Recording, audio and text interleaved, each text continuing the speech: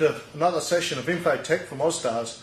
Today we're actually reviewing the new Falcon jet, but just to enlighten you, this is what the old version was. Most models will know. As you can see, it's foam and covered balsa sheeting, same sorts of material, canopy you had to screw down, bit of a nightmare to pull apart and put together, but still a lot of fun learning to fly. Now if you'll bear with me for a few minutes, we'll take you upstairs and we'll show you the Precision one now. Carrying on from what we showed you downstairs, this is the new Falcon. It is far superior than the one I showed you previously. There are so many advantages to this. Today I'm going to go through and list some.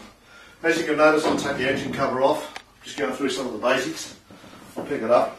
You've got a wide engine bay there, suitable for smaller thrust engines, 60-80 category. Comes installed with the trailing link retracts. The manufacturers obviously listened to us when we put in talks about the first ones. Trailing link, really good for grass strips, not hard on the airframe. One big notable feature on all this, right across the whole feature, is the finish on the airframe. It's no longer solar film, no longer covering. How many modelers have been out to a field on a hot day and all the model and the plastic starts to lift and then you've got to iron it all out again? This is a painted surface on a composite finish. All your hinges are live hinges, elastic hinges, magic. The finish is so much better. I'll show you how easy it is to put it together in a minute. All the dowels are pre-installed. Unlike the old one, if you'll remember, anyone that had the version 1, they're a nightmare to put together and pull apart. Most people I know take about an hour and a half, 2 hours. You can do it a little bit quicker. I'll show you how efficient this one is in a minute. Same thing again, if you have a look at the finish on this, it's all painted. There is no shrink wrap on it at all. It'll take the weather, take the conditions. This particular model here comes complete with fuel tank, air tank. Look at the quality of the hardware kit included in it. This time you've actually got good aluminium components, push rods, servo brackets, everything there. It's none of it's plastic fantastic. It's reasonable quality. This airframe is designed to work hard. That's why they've given you the better gear. All the valves, the fittings, everything you need. Even have a look at the carbon fibre linkages, everything you need. It's got a span of 1.59 metres. Its length is 1.95 metres and it weighs approximately 6 kilos. But one of the more interesting features on this jet, and I'll go through and demonstrate it now, after I take the cover off and show you inside the canopy. How many people remember having to screw this on? It was an absolute nightmare. The manufacturers have listened, single piece canopy. As you can see, honeycomb construction, light, strong. This thing is designed to take a bit of a licking. And out of your normal field where you're running grass strips, or let's say you have a bad landing, this airframe will stand up to it. Gear's already installed.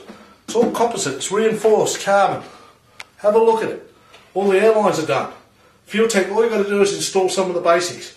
This is the greatest thing since sliced bread, this catch. Anyone that has the old version or the original version 1, they'll be most envious of how easy it is now to just pull apart, put back together. One of the biggest letdowns was the time it takes to put one of these units together. I'm going to show you how quick you can do it. I haven't read the instructions. I have had familiarity with version 1. I'll show you the new version. Same again. Just going to grab the wing. Everything's already pre-glued. Locate.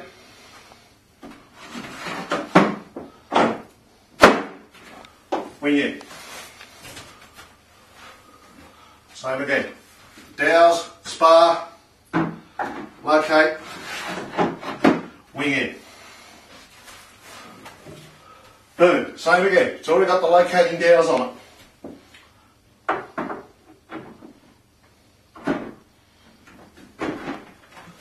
In. Now this one could be a challenge. Maybe. But then again, maybe not.